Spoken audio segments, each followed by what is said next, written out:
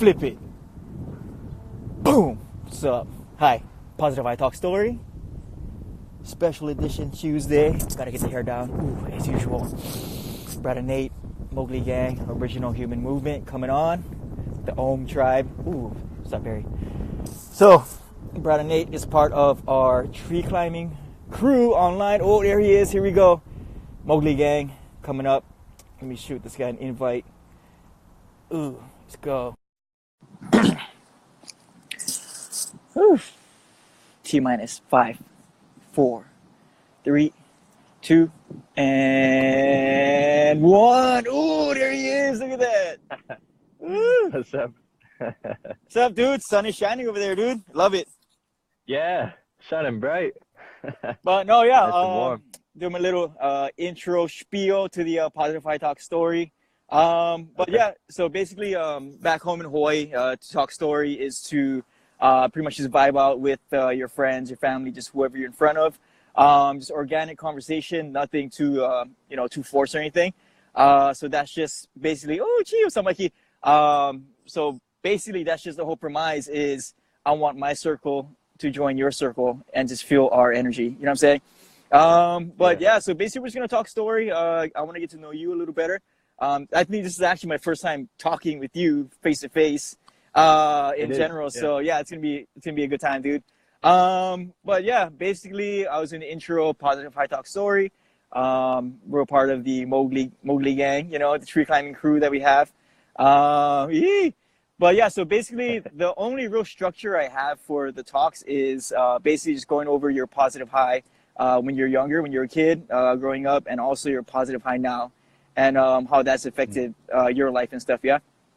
But yeah, dude, just go for it, dude. Who you are, where you're at right now, and yeah, just what you do.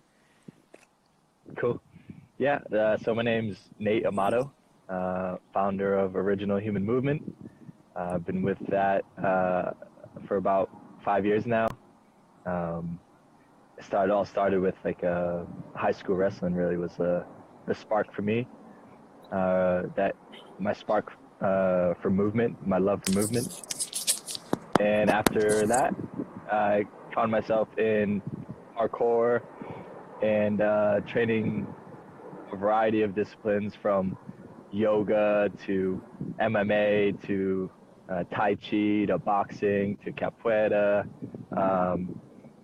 and many other things, self-training and with other people and at gyms. And so just really I was just open to anything and everything, Nice. And, nice. And then where we at right now? Are you were you born and raised? Where were you born and raised and stuff? So right now I'm in Grapevine, Texas, in the Dallas-Fort Worth area, and I grew up in Rhode Island. So went from one of the smallest to one of the biggest states, right? Nice. Yeah. And then I was born in Massachusetts, actually. So nice. Around a lot from Massachusetts and grew up in Rhode Island mostly. Nice. And then what made you move to Texas? It was actually a MovNat certification. Nice. That made me move to Texas. Yeah, there was a level 1 happening in Houston, and I had family in the Dallas area, and I actually didn't really know how far Dallas could be from Houston. Yeah. I'm coming from Rhode Island, where you get from one side to the other in an hour. Yeah. And that's like the size of Dallas, So I stayed with family and went down for that level 1 certification in Houston.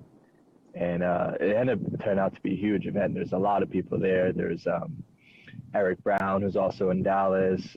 There's Daniel Vitalis, your father's probably know.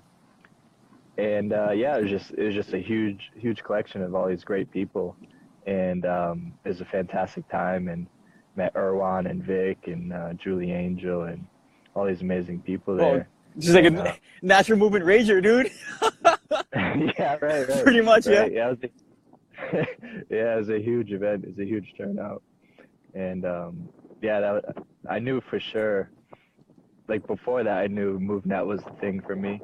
After studying all those disciplines I mentioned earlier, I found MovNat, and I was like, oh, I felt like, you know, this was the most complete system I'd found so far.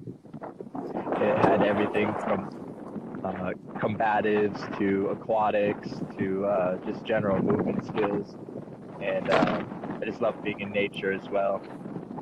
Nice. I don't know if that wind is on my end or your end, but it's pretty windy. I think both maybe. Can you hear me now? Okay. Is that me? Yeah.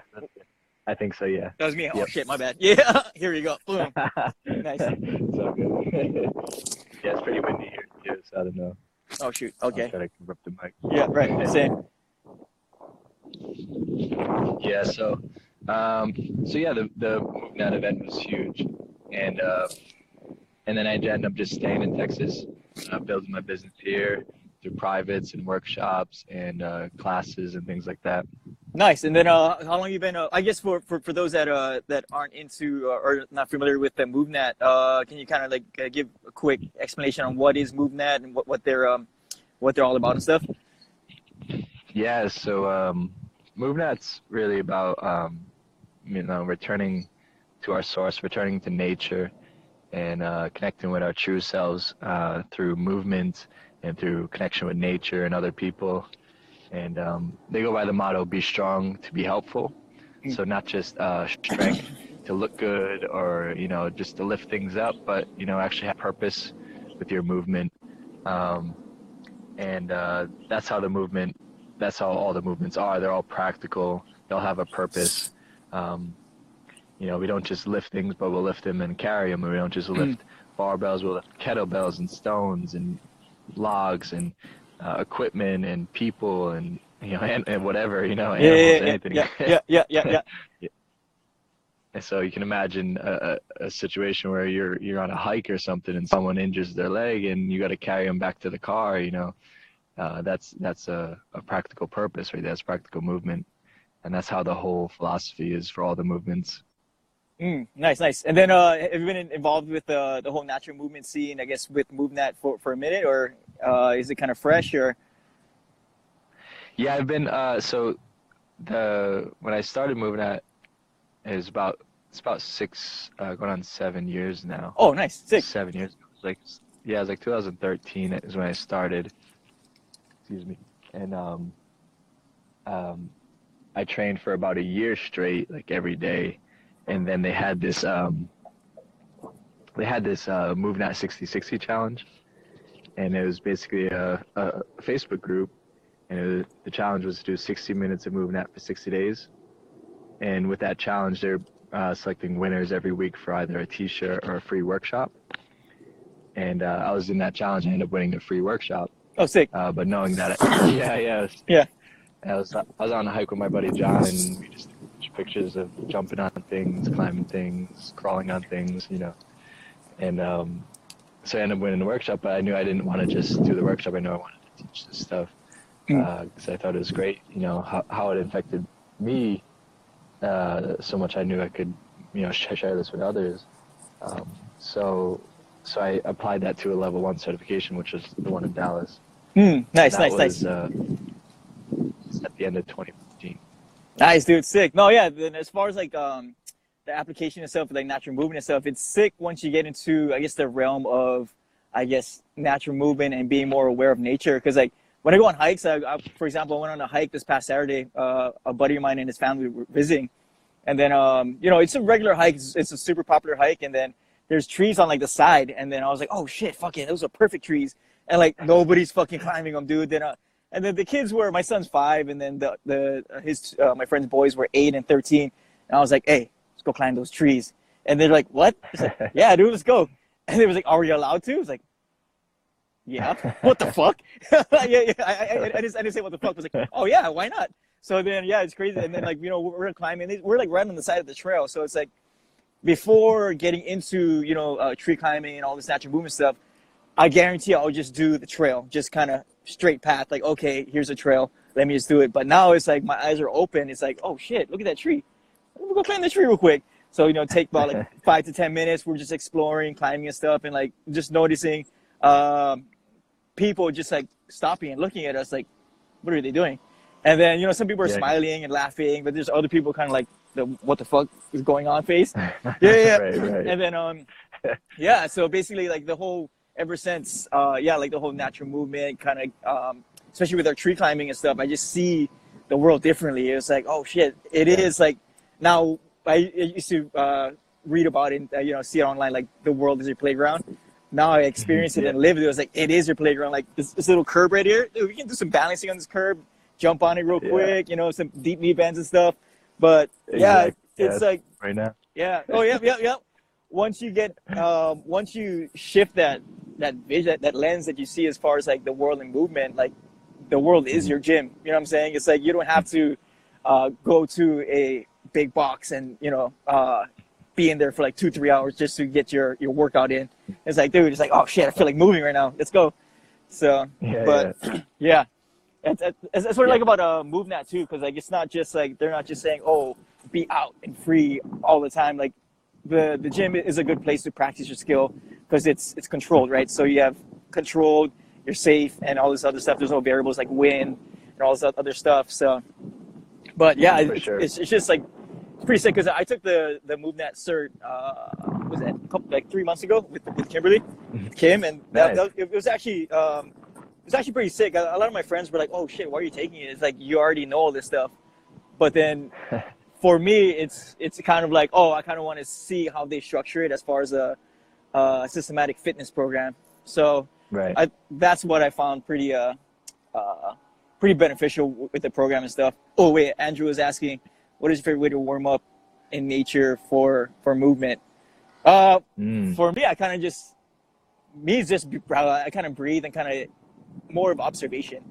It's like observation, like visualization. Like even though I was like, oh yeah, check out these trees. I even told the kids like, hey dude, let's scope out the tree first. Let's see where we can go, which is a safe spot. And then I just kind of go. There's no real like set like, okay, I'm gonna do this for a warm up. It's more of a general observation of the surrounding area and then the tree and then observing where I can climb and stuff. And then that's my warm up, and then boom, just go. But yeah. Do you have any like specific warm ups or anything, Nate, as far as like moving in nature and stuff? Yeah, I'm kind of the same as you. I'm not really rigid in a lot of things I do, but so the environment does dictate a lot, right? If I am in a natural environment where there's a lot of trees, then I'll probably do some hanging and stuff and warm up slowly. But generally speaking, like the MovNat approach is to do the thing you're planning on doing, just at lower intensity or lower volume or lower complexity, right? So if you're wanting to real simple, if you're wanting to lift heavy shit, you just start by lifting light shit. Right? Yeah. Gonna lift that big ass rock over there. First lift the smaller one over here. You know, carry it around or whatever. If you want to climb to the top of the tree, start by just hanging from the bottom of the tree. Things like that. If you want to crawl and balance, just do lower intensity variations of that. And it all depends on the environment, you know, wherever you're at. And like you were saying, the more you train it, the more opportunity you start to see. You know, you open your eyes to see movement in everything you do. You know, I mentioned like right now I'm just, you know, either squatting or deep knee bending, and you know, I don't use chairs anymore. Yeah. I see chairs. I look at a chair. I'm like, how can I move on that thing? I'm not gonna just put my butt on it, you know. Yep. So yeah, it's just over time when you start learning new movement skills, you open your eyes to see more opportunity everywhere, right? Like behind me, there's some rails over here. I don't know if you can see them. Yeah. And they're probably there to keep cars out, but it's like I see them to balance and walk on and jump on, and you know. So you start to look around and just see opportunity everywhere. And I think being creative, being playful is a great way to warm up. Just expand your mind to the possibilities. Nice. That's sick, dude. Yeah. Oh yeah. And then as far as I know you got a van. I guess what van tour you call it? I guess like you're gonna be cruising in a van pretty soon or what? Yeah. It's actually I'll show you real quick. You got it set up. Yeah, I got it right here. We're gonna be doing a big road trip. in that thing right Ooh, hey, there. souped up, dude. That's sick. So what you see on top there, right there, Yeah. is the roof nest.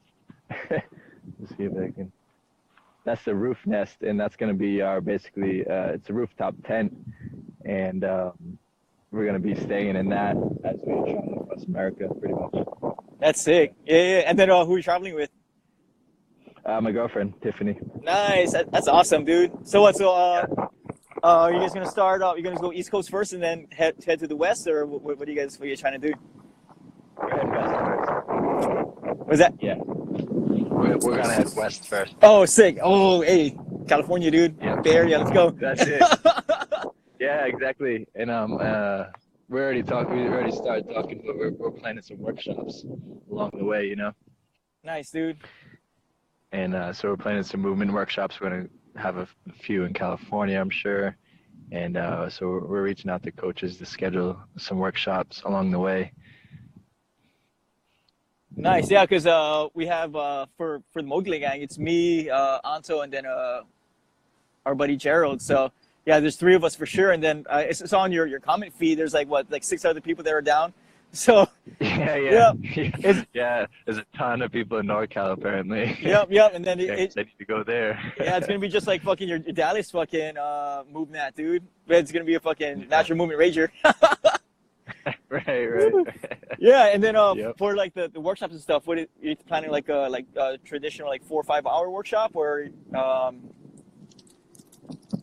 Yeah, I'm thinking, it's definitely going to be about 4 or 5 hours because especially with like 2 or more coaches, so we can each spend, an hour or 2 on our own material at least, Yeah. Yeah, just bring our own perspective to it, So I think that'd be great to collaborate with all these different coaches, just see them bring their own flair to it, Yeah. So looking forward to that.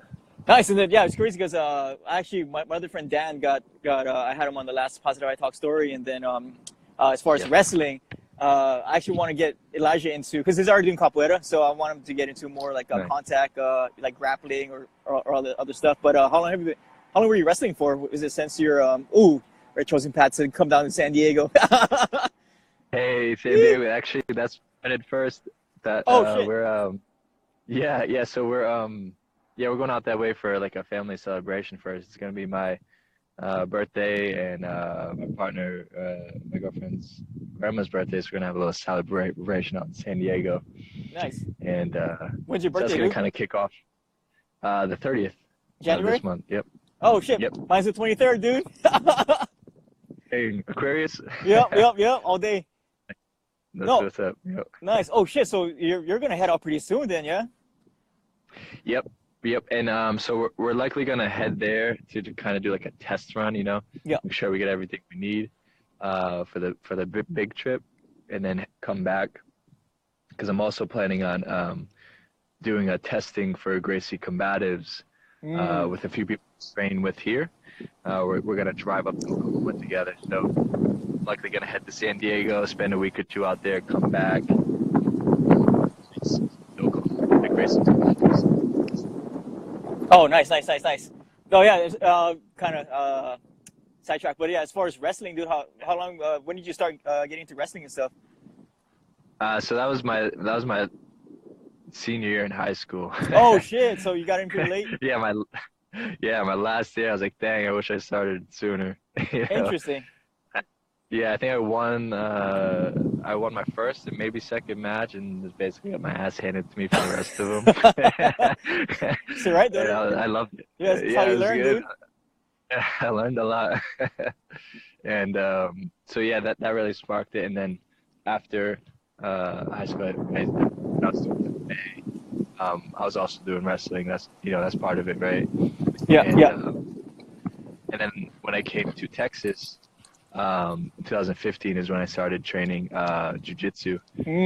And so when I first started training, it was at an MMA gym too. So we were doing Jujitsu and wrestling and Judo and Muay Thai and stuff. Nice, dude. Excuse me. That's super sick. Yeah. And then shit, I was gonna talk about Jujitsu. Yeah, what's like the main? What was like the main difference? I know, jujitsu obviously like all the ground stuff, but what was like the main difference you see between like wrestling and like jujitsu as far as like the training, Yeah. as in general? In general, wrestling is gonna do harder training. It of course depends on where you train, what style of jiu-jitsu you train, because even within jiu-jitsu, there's a lot of, as niche as jiu-jitsu is, there's a lot of niches in jiu-jitsu, Oh shit! Yeah, there's yeah, there's sport jiu-jitsu, there's gi and there's no gi, obviously, right? With the kimono or just in rash guards. There's sport, there's self-defense focus, and then within the sport there's different styles, and so the main difference though between wrestling and jiu-jitsu is wrestling doesn't aim for submissions, and they aim to get the other person on their back, so they're not comfortable on their back, but they are comfortable giving up their back to stay on their belly, right? yeah, But yeah. jiu-jitsu, we're comfortable on our backs, and giving up your back is actually one of the worst things you can do, because that sets up like the rear naked choke and so on. So that's a major difference in the approach, and wrestling is generally a harder style to train, right? It usually have harder conditioning. They just go harder in general, whereas most jiu-jitsu people take it easy. We aim for efficiency. Like true jiu-jitsu is aiming at efficiency. Okay. Doesn't require strength, doesn't require athleticism, doesn't require even speed sometimes. It's really just about efficiency of movement, and that's also why a lot of natural movement practitioners, when they start jiu-jitsu, have a very good transition, and they progress very quickly. I noticed that with myself, and I've talked with a lot of people who have this same experience. Nice. No, yeah, it's solid because like there's this one coach that actually just started training jujitsu, and then I'm doing all my ground-based stuff and everything. The basic get-ups and everything. Then he was like, "Oh shit, are you training jujitsu too?" I was like, "Oh no, it's just the stuff I learned through like all this natural movement training." He was like, "Oh shit," because like all the rolling and everything and all this stuff. And it's the get-ups and it's all the hip mobility stuff. It's like, "Oh shit, you should fucking do jujitsu." And I was like, "Yeah, I kind of want to do it, but my whole thing is like just getting all that fucking sweat on me, dude. I'm still kind of like that's the one thing I gotta get over, dude. It's like having like people's like bodies all over me and all sweaty and shit, dude. But I think like once I get over that, then I think I'm good. But one of my clients, well, he's a friend now. One of my clients, her boyfriend, is actually like he's been a fucking practitioner since I think he was like 20. He's like 45 now, so he's been doing it for over like 25 years. So he was like, "Hey, dude, yeah." So he was like, "Freaking, when you're ready in February, we can roll around for like once a week or something." Then I was like, "All right, I think it's time, dude." So the end of February, I'm gonna start doing every week, just kind of rolling with them, kind of learning the basics and shit, dude. So yeah, it's gonna be pretty sick. But the main reason why I ask is the difference, between wrestling and jiu-jitsu is because I want to get Elijah into some kind of form of like grappling and stuff. So I don't know. I'm still kind of jiu-jitsu is pretty huge, and then I haven't seen that many wrestling, I guess, like schools out there. But yeah, I'm kind of leaning towards jiu-jitsu because I'm gonna kind of start doing that too in February. So it's kind of like I want to do it so that if Elijah likes it, then once he gets good, then I'll be good too. So we can fucking fucking roll together and stuff. So it's more of like I don't want him tapping me out because fucking eventually I want to tap his ass out. You know what I'm saying? It'll happen, bro. Yeah. It's like I kind of don't want my kid to be fucking punking me and shit. Yeah, it'll happen, bro. Because I've coached kids for like almost as long as I've been training. Like probably within a year of training, I started coaching kids classes. So I've been coaching kids for about four years now, and I see it all the time. Oh, shit! The kids and the parents train. If the kids been training longer, they'll tap their parents out for sure. Yeah. Well, it's cool too because I guess depending on the age too, I'm kind of like foreseeing it. Like for the most part, like for us as adults, we have so much stuff going on in our head, like past experiences and everything, and like maybe like before we've been in fights or whatever. So like we're kind of like stiff and stuff. But kids, they're like so fluid. It's like, okay, here, like, you know, they're sponges. Like this shape this kid how he or she wants to move. So then and then they just do it by feeling, right? So, but yeah, I can fully imagine just like a kid just kind of like rolling around, just kind of getting in the little crevices, like, oh, boom, got your ankle, oh, arm lock.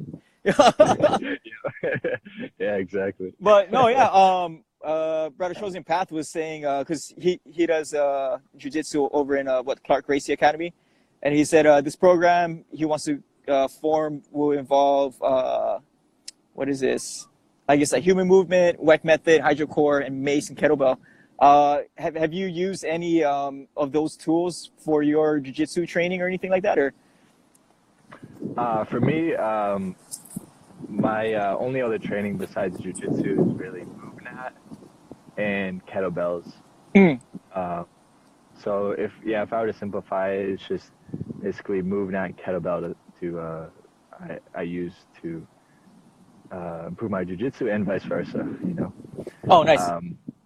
Yeah, I mean, I also train parkour and just started dancing and stuff like that. But if I'm thinking about like things to help my jiu-jitsu, it's mainly MovNat and kettlebells for sure.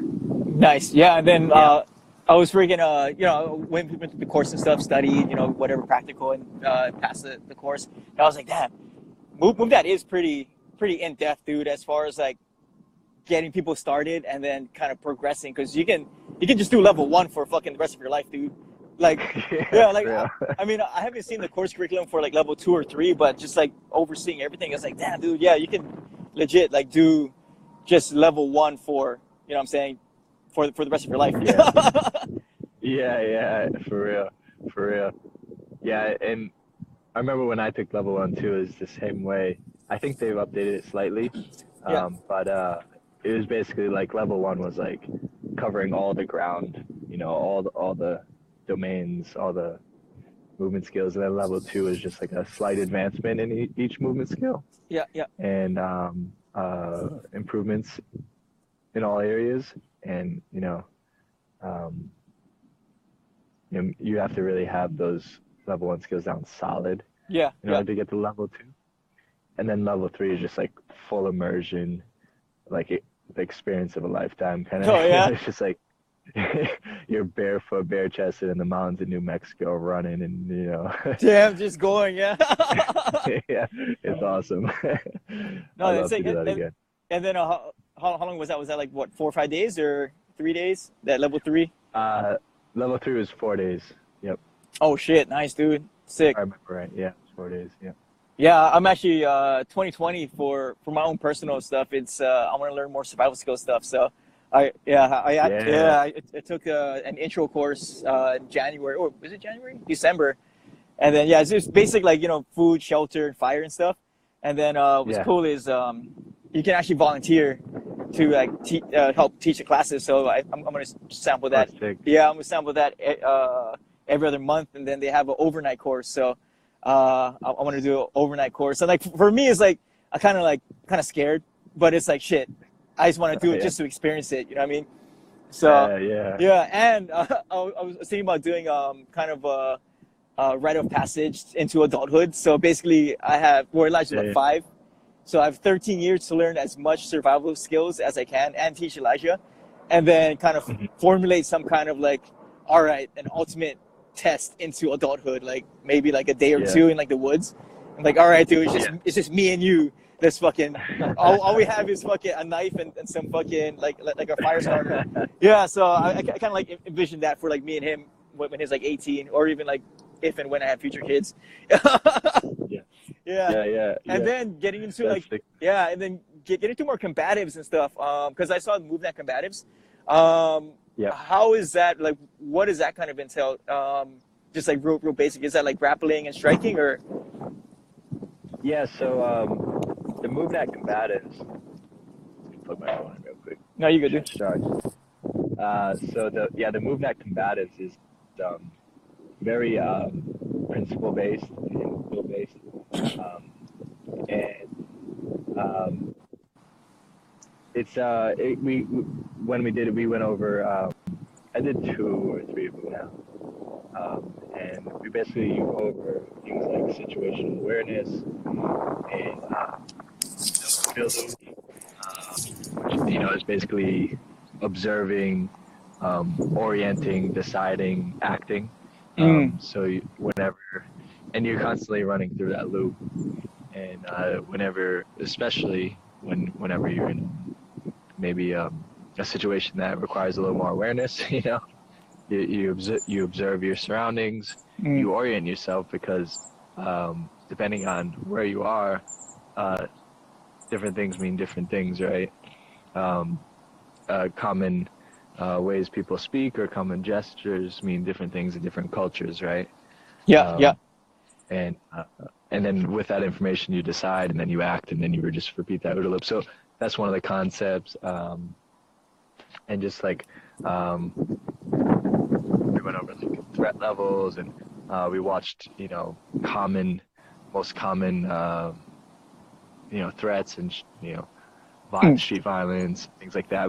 So you kind of like studied to understand the mind of a criminal, or someone who is dangerous for you, and learned how they think, and then how to not be a target, victim, right? Of course, just being aware of your surroundings is like number one. And that's what a lot of things teach. A lot of things can teach you awareness of your surroundings, like MovNat in particular, right? Just being aware of your environment. And so there's a lot of principles, a lot of concepts, and we practice really like rough techniques. So if like Jujitsu is like a fine art that it takes a while to practice and study, like MovNat will give you like the basic combative movements that you can learn in the weekend, and like they're really instinctual too. So it's not like you're relearning something; it's kind of just like practicing your instinctual movements. And then we did like a lot of scenarios, which was freaking awesome. Yeah. That was so much fun. Yeah. No, that's actually pretty crazy that you talk about like situational awareness and like street violence, because I listened to this podcast by Brian Quick Brain, and he had this black belt. And then he had this self-defense instructor, and he was talking about situational awareness as being not necessarily being paranoid, but more of just being aware. Right. You know what I'm saying? And kind of playing a game.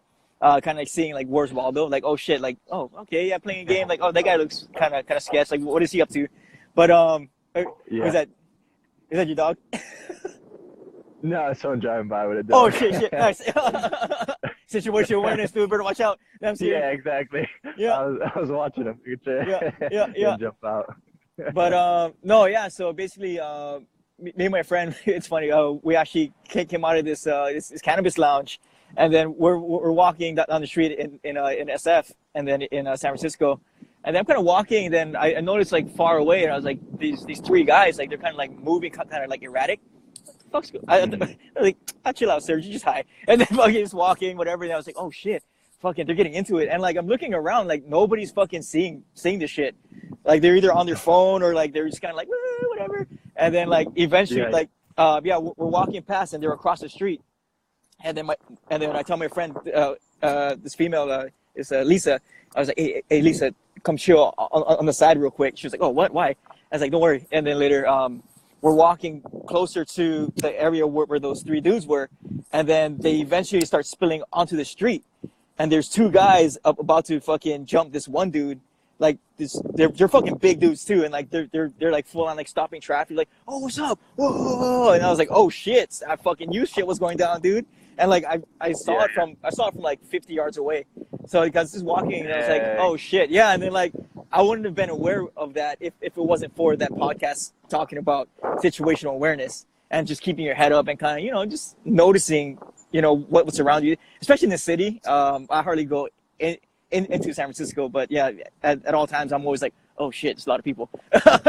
But just like that simple act of just like looking around and just being aware, it kind of like, and like they eventually like crossed over to like our side of the street, but we're already like far gone. We're just like, look, we walk a little faster away.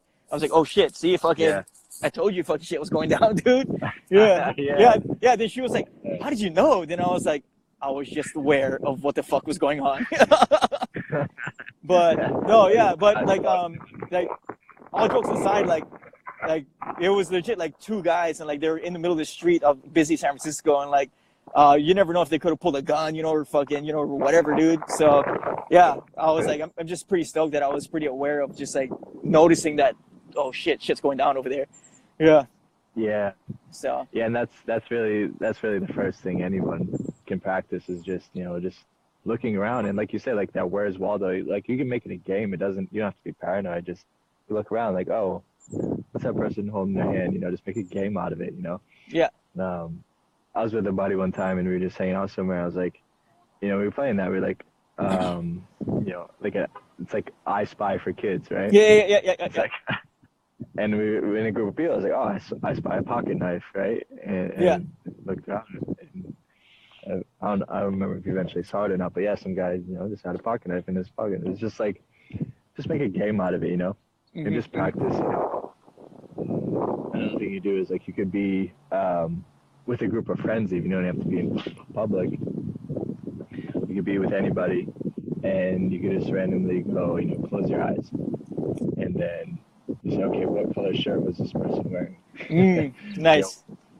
You know, what color are their shoelaces, or things like that. Just things that help you be more aware of your surroundings. And yeah, and like being more, I guess, yeah, also like present too, especially when you're like, you know, interpersonal relationships and stuff, you know, when you're talking to someone, you're actually like looking at them in the eyes and stuff. You're actually paying attention to what that person is saying, and also like, you know, their mannerisms, like, you know, the you know, nonverbal communication and stuff. So, well, no, yeah, it's like super heavy as far as like you can dive super deep into this whole just situational awareness and just, you know, and like just, yeah, and like being human just has so many layers to it. You know what I'm saying? It's like not only like we're all into like movement and stuff, but that movement also spills into just like, you know, spirituality and, you know, just human consciousness and stuff, and just, you know, noticing another person that, you know, they're an actual person. You know what I'm saying? So, yeah. But yeah, exactly. no, yeah, it's super heavy. What the fuck was I going with this? Oh yeah. No, yeah, and then just kind of also with the whole because I've been doing comp for almost like 2 years, and then it's also with the whole like confidence in not only being aware but also like self-defense. Like if like something goes down, like I know if someone's like close to me, I can either like fucking like take them down with my feet or like kick them in the face real quick. You know what I'm saying? or like that's why I kind of want to do like some kind of like grappling or like jujitsu just for like self-defense. You know what I'm saying? Like just in case like shit happens, like okay, I can without that's why when you said jujitsu is like not so forceful, without actually being so forceful, just like kind of like not really taking them down, but kind of easing the situation is without like actually striking. It's like, hey dude, chill out, or you know what I'm saying? Exactly. So yeah. But yeah, it's like I'll go for it. So yeah, that's, you know, that's why they call it the gentle art, you know, because you don't have to hurt somebody. The idea is you have so much control of the situation that you don't have to strike, you don't have to hurt anybody.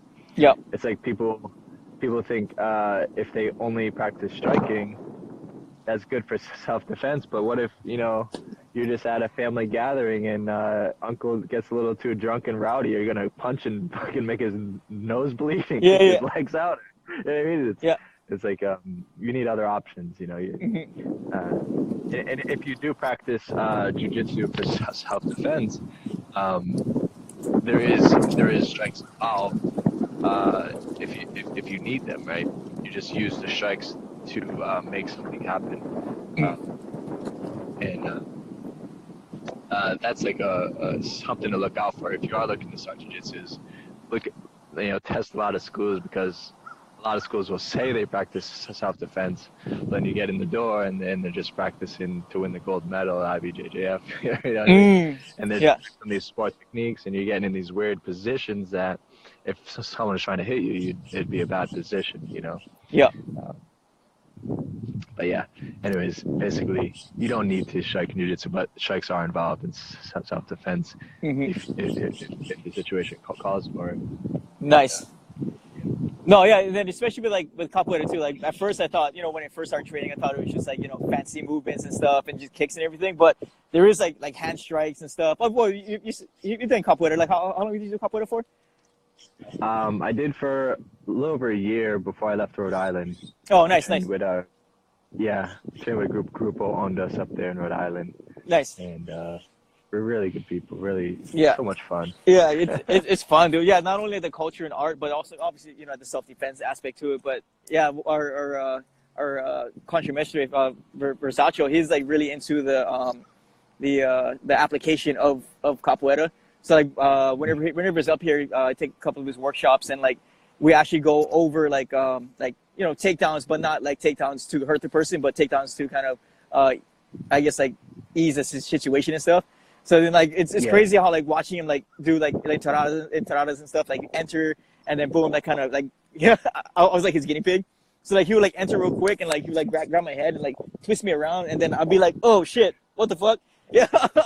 Yeah, but then it was like so like it's gentle but strong, if that makes sense. Yep. So then I was like, oh shit, I want to fucking dive a little deeper into that aspect of like capoeira and stuff. So but do you ever watch those capoeira videos where they're legit fighting, and it's like 4-minute videos of just like nasty strikes in capoeira? It's like brutal. Yeah, it's nuts. Yeah, because like I mean it is pretty much sexy dance fighting, but yeah, it's like a lot of times people like ask like, oh, is it a martial art or is it a dance form? And then our contrometric said it's 100% both. You know what I'm saying? Because that's like the root of it. You know what I'm saying? So it's like they had to disguise the martial art aspect through music and dance. So, but no, yeah, I'm like, I mean, I've been 2 years into it now, dude, and like, diving deeper and deeper into it, it's like you get sucked in, dude. Yeah. Defusing situation. There you go. Sorry, my friend Felix. He was saying defusing situation. Yes. Yeah. But so sometimes you gotta use verbal jujitsu instead of physical. Yep. Exactly, dude. Yeah, like the best fight is not getting into a fight. Yeah, exactly. Yeah. You win 100% of the fights you don't get in. Yeah, or even was it Enter the Dragon when fucking that one dude like called out Bruce Lee? Like, remember that scene when you're both on like the boat going to the island? I don't remember that one. Yeah. Oh, so basically like this one dude was like, he basically told Bruce like, I heard you're a fucking badass, and he was like, oh, and Bruce was like, well, whatever, blah blah blah, nonchalant, and then later the guy kept saying, I want to fight you, I want to test you, I want to test your fighting technique, and then later Bruce said, I think this is how it went, but pretty much it's like, oh, the island over there, let's go test our fighting technique on that island. And then the guy's like, okay. So Bruce Lee's like, get in the boat and let's go. So then the guy goes in the boat, and Bruce Lee fucking grabs a rope and then just pushes the boat away. And then the guy just like floats away. And he was like, that is the best technique. Yeah.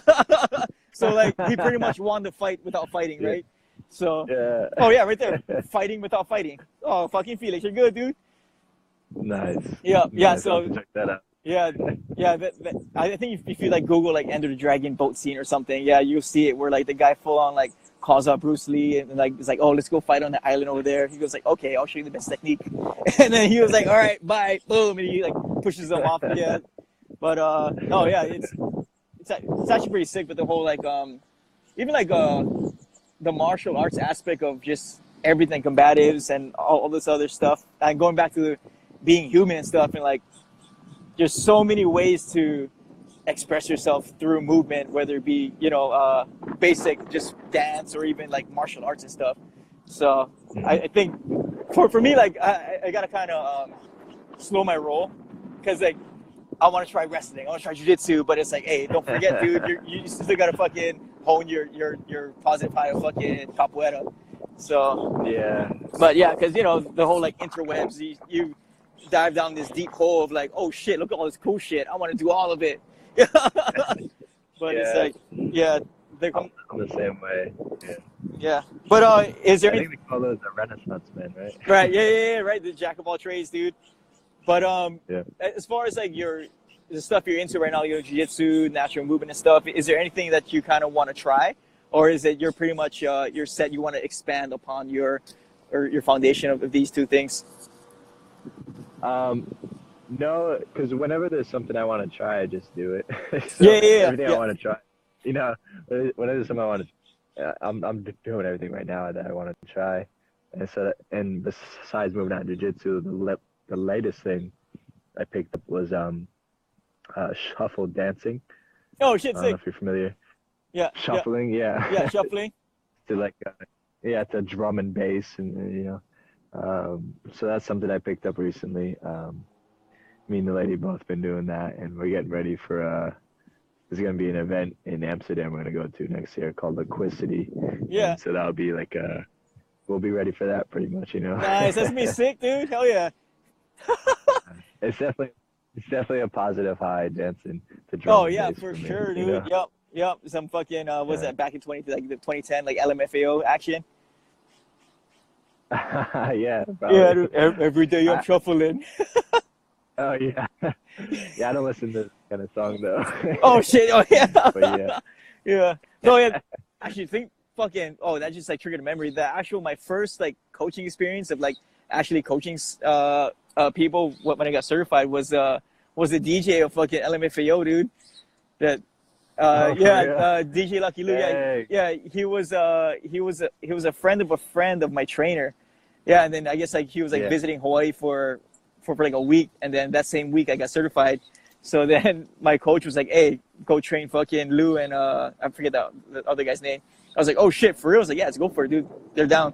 So yeah, my first coaching experience was a DJ of LMFAO Dang. back in Nice. 2013. But yeah, have you been to Amsterdam before? I haven't. No, this will be the first time in Amsterdam. Oh shit, sick, dude. First time in the Netherlands. Yeah. We went to Germany and France 2 years ago. In 2017, we went to Germany and France, and that was amazing. Yeah. We went out. Yeah, we went out there for two main things. It was for the Art Tuesday Placement Workshop in Ivry, France. It's called Ivry Move. When I went, it was the second edition, and yeah, it was just like you're training parkour and Art Tuesday Placement with all the founders. Oh, nice, dude. Yeah, so that was a week-long event in Ivry, France, with Chow and Williams, Bell, and Jan and Laurent, just like the OGs of parkour / ADD. Yeah. So that was huge. That was an amazing week. And then also we were in Germany and we did a Red Bull 400. We were in 400 meters up a ski slope, pretty much sprinting. What? That's sick, dude.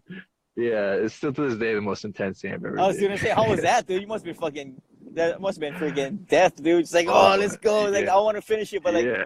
but yeah, it must have been sick. But like, I'm kind of imagining, what was it like? Was there a shitload of people there? It was like a world championship. Ton of people.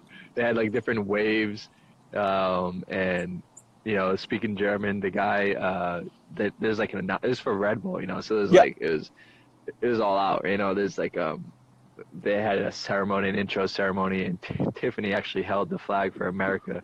What? Going into the ceremony. That's sick. Yeah, she held the American flag. That's sick. Dope. And then I get up to the racing line. He starts interviewing some people. He interviews me. He asks me what I'm doing there in Germany, all the way from America. And so it was sick. And so we start off. The bell, the bell goes off. We all start running, and I'm running. I'm just letting gravity pull me. So I'm leading because it starts going down a little bit. Oh wait. And it goes straight Shit. up. Damn, dude. So I'm letting gravity pull me down. I'm not like resisting my run down. Yeah. So I'm just like booking it way ahead of the back, and then start going uphill. And all of a sudden, the people who are like trained for this, all the time, eventually start to pass. And it gets to a point where it's so steep that you can't run. You have to crawl. No way, dude. So we're crawling up this ski slope, and the ground is falling beneath our hands. It's Yeah. moving beneath us.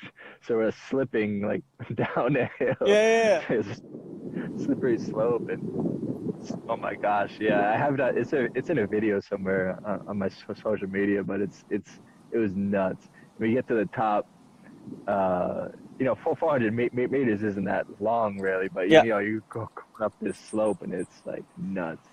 And you get to the top and there's people at the top just grabbing your hand and yanking you in, and that's sick. Fall